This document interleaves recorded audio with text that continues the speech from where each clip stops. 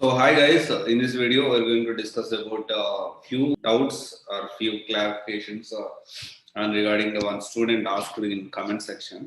So దానికి సంబంధించి ఇప్పుడు మనం మాట్లాడుకోబోతున్నాము. ఎక్స్పీరియన్స్ తక్కువ ప్రెజర్ తక్కువ పెడితే తక్కువ ప్రెజర్ ఉంటుందా, తర్వాత తక్కువ పర్సంటేజ్ అయితే తక్కువ ప్రెజర్ ఉంటుందా, సో ఇలా కొన్ని క్వశ్చన్స్ అయితే అడిగారు. సో దానికి కొంచెం క్లారిఫై ఇచ్చేదానికి మనం ట్రై చేద్దాము. నవీన్ అనే స్టూడెంట్ అడిగారు, కమెంట్లో లిస్ట్ ఆఫ్ క్వశ్చన్స్ అడిగారు.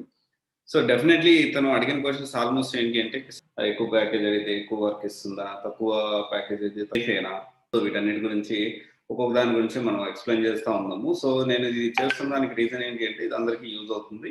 డెఫినెట్ గా ఈ డౌట్స్ అనేవి చాలా మందికి ఉంటాయి అన్నమాట. ఈ విషయం మీద వీడియో చేయండి అన్న అని చెప్పి ఒక నవీన్ కుమార్ అనే స్టూడెంట్ అడిగాడు. సో ఎక్స్పీరియన్స్ తక్కువ పెట్టుకుంటే తక్కువ ప్రెజర్ ఉంటుందా, ఫస్ట్ అతను అడిగిన క్వశ్చన్. ఇక్కడ ఎక్స్పీరియన్స్ తక్కువ పెడితే తక్కువ ప్రెజర్ ఉంటుందా, ఎక్స్పీరియన్స్ ఎక్కువ పెడితే ఎక్కువ ప్రెజర్ ఉంటుందా, it's completely depends on two things. ఒకటి ఏంటి అంటే ఒక విషయం వచ్చేసి ఏంటి, మీ ప్రాజెక్ట్ ఏంటి, ఇంకొక విషయం వచ్చేసి మీకు సబ్జెక్ట్ వచ్చా రాదా. ఒకవేళ ప్రాజెక్ట్ అనేది కొంతమందికి ఏంటంటే సబ్జెక్ట్ రాకపోయినా కానీ ప్రాజెక్ట్ అనేది చాలా ఈజీ ప్రాజెక్ట్ వస్తుంది, వాళ్ళకి దానికి పెద్దగా టెన్షన్ పడాల్సిన అవసరం ఉండదు. సో దానికి ఏంటి అంటే టెన్షన్ పడాల్సిన అవసరం లేదు, అట్లాంటి వాళ్ళకి ప్రెజర్ అనేది తక్కువ ఉంటుంది.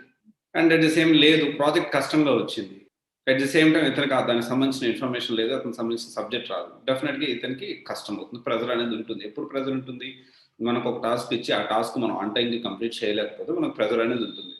కొంచెం ఎక్కువ టైం టేకింగ్, ఒక ఆన్ టైంకి కంప్లీట్ చేయడానికి కూడా వాళ్ళు ఏంటి అంటే, ఇప్పుడు సాఫ్ట్వేర్లో ఎలా ఉంటుందంటే ఈ డెడ్ లైన్స్కి వాళ్ళు ఇచ్చే టాస్క్లకి సంబంధం ఉంటుంది, అందరు గుర్తుపెట్టుకోవాలి. దానికి సంబంధించి ఏంటంటే చాలా జరుగుతూ ఉంటాయి. అండ్ తర్వాత వచ్చేసి తక్కువ ప్యాకేజ్ పెడితే తక్కువ ప్రెజర్ ఉంటుందా, తక్కువ ప్యాకేజ్ పెడితే తక్కువ ప్రెజర్ అనేది ఏమి ఉండదు. సో ఇది కూడా సేమ్ క్వశ్చన్. ఓకే, ఇది ప్యాకేజ్తో సంబంధం లేదు, ప్రాజెక్ట్తోనే సంబంధం ఉంటుంది.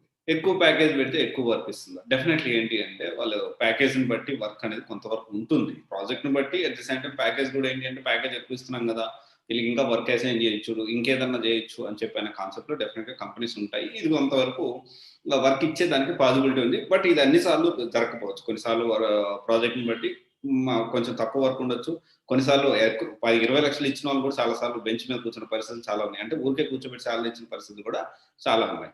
దాని తర్వాత వచ్చేసి ఎక్స్పీరియన్స్ పెట్టే వాళ్ళు తక్కువ ఎక్స్పీరియన్స్ తక్కువ ప్యాకేజ్ అడిగితే సర్వే అవ్వచ్చా. ఇక్కడ మనం ఒక విషయం గుర్తుపెట్టుకోవాలి, ఎక్స్పీరియన్స్ పెట్టి తక్కువ ఎక్స్పీరియన్స్ పెట్టి తక్కువ ప్యాకేజ్ అడిగారంటే డౌట్ వస్తుంది. ఫస్ట్ ఆఫ్ ఆల్ మీరు ఫేక్ అని, ఓకే, ఆ విషయం మనం గుర్తుపెట్టుకోవాలి. అలాంటి పనులు మీరు ఎప్పుడు చేయకండి, వాళ్ళ ఇంటర్వ్యూస్ మీరు అటెండ్ అవుతుంటే. ఓకే, అండ్ కోర్స్ బాగా నేర్చుకున్నాను, రియల్ టైం ప్రాజెక్ట్ లేదు, అండ్ రిక్వైర్మెంట్ బట్టి టూల్లో సాఫ్ట్వేర్లు మారిపోతాయి, నిజమేనా? డెఫినెట్గా ఇప్పుడు రియల్ టైం సినారియోస్ అనేవి చాలా అవసరం. ప్రాజెక్ట్ క్లయింట్ రిక్వైర్మెంట్ని బట్టి మనకి టూల్స్ అనేవి మారిపోతూ ఉంటాయి. టూల్స్ అనేవి మారిపోయినప్పుడు క్లయింట్ రిక్వైర్మెంట్ ఇవన్నీ తెలుసుకోవాలి, ఇవన్నీ మనకి తెలిసినప్పుడు మనకు మెయిన్ థీమ్ అనేది, మెయిన్ సబ్జెక్ట్ అనేది తెలిసిందంటే బేసిక్ థింగ్స్. అంటే ఇప్పుడు ఎలా ఉంటుంది, చాలా మంది ఏంటంటే కోర్సులో ఏం చెప్తే అదే ప్రాక్టీస్ చేయడం, దాన్ని మాత్రం అయిపోయింది బాగా ప్రాక్టీస్ చేసి వచ్చేసింది నాకు అనుకోవడం, అలా చేస్తూ ఉంటారు. ఇప్పుడు మనం అర్థం చేసుకోవాల్సిన విషయం ఏంటంటే, ఒక కోడ్ ఉందంటే, ఒక సినారియో ఉందంటే, ఆ సినారియోని అప్లై చేసే విధానంలో ఆ సేమ్ అప్లై చేసే సినారియో ఏదైతే ఉందో డిఫరెంట్ వాటికి డిఫరెంట్ సినారియోస్కి ఆ అప్లికేషన్ ఆ మెథడ్ అనేది మనం అప్లై చేయగలగాలి. అప్పుడే మనకు రియల్గా సబ్జెక్ట్ వచ్చినట్టు, బట్టి పట్టినట్టు. ఎందుకంటే ఇన్ని రోజులు చదువుకున్నట్టు స్కూల్లో బట్టి పడితే వర్కౌట్ అవ్వదు. నేను ఎక్స్పీరియన్స్ పెట్టాను, బాగా కోర్స్ నేర్చుకున్నా, కమ్యూనికేషన్, ఫ్లూయెంట్ ఇంగ్లీషు, 3 సంవత్సరాల ఎక్స్పీరియన్స్తో 8.4 ప్యాకేజ్ తెచ్చుకున్నాను.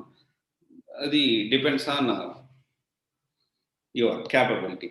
ఇక్కడ ఓవరాల్గా ఏంటి అంటే మెయిన్గా ప్రెజర్ అనేది తక్కువ ఎక్స్పీరియన్సా ఎక్కువ ఎక్స్పీరియన్సా ఇవన్నీ కాకుండా మెయిన్గా 2 విషయాల మీద డిపెండ్ అయి ఉంటుంది. ఒకటి ఏంటి అంటే ప్రాజెక్ట్ మీద డిపెండ్ అయి ఉంటుంది, ఇంకోటి సబ్జెక్ట్ మీద డిపెండ్, మీరు నేర్చుకున్న స్కిల్, మీ దగ్గర ఉన్న మీరు ప్రాక్టీస్ చేసింది, ఇదంతా రెండింటి మీద డిపెండ్ అయి ఉంటుంది. వర్క్ చేయలేకపోతే ఈజీ వర్క్ ఇచ్చినా కానీ టాస్క్ అనేది కంప్లీట్ చేయలేకపోతే ఆబ్వియస్లీ ప్రెజర్ పెరుగుతుంది. అప్పుడు ఏంటి అంటే చాలా మంది ఏం చేస్తారంటే ఈ ప్రెజర్ని మేనేజ్ చేయాలి. నిన్న కూడా ఒక స్టూడెంట్ చెప్పారు నాకు కలిసినప్పుడు, సార్ నేను ఆల్రెడీ వర్కింగ్, నేను రిలీవ్ అయిపోవాలనుకుంటున్నాను, నేను చేయలేకపోతున్నాను, మేనేజ్ చేయలేకపోతున్నాను.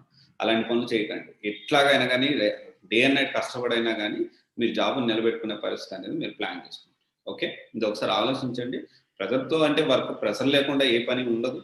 బట్ ఏంటి అంటే తక్కువ ప్రెజర్ ఉంటే తక్కువ ప్యాకేజ్ అడిగితే తక్కువ ప్రెజర్ ఇస్తారు, అట్లా ఏం లేదు. మీరు ఎంత ప్యాకేజ్ అడిగినా ఏం చేసినా కానీ చేసే పని అయితే అది. అది ప్రాజెక్ట్ని బట్టి ఉంటుంది. Okay, thank you. This is Raj signing off. USC Guidance Private Limited, one stop solution for all the oriented courses. Thank you.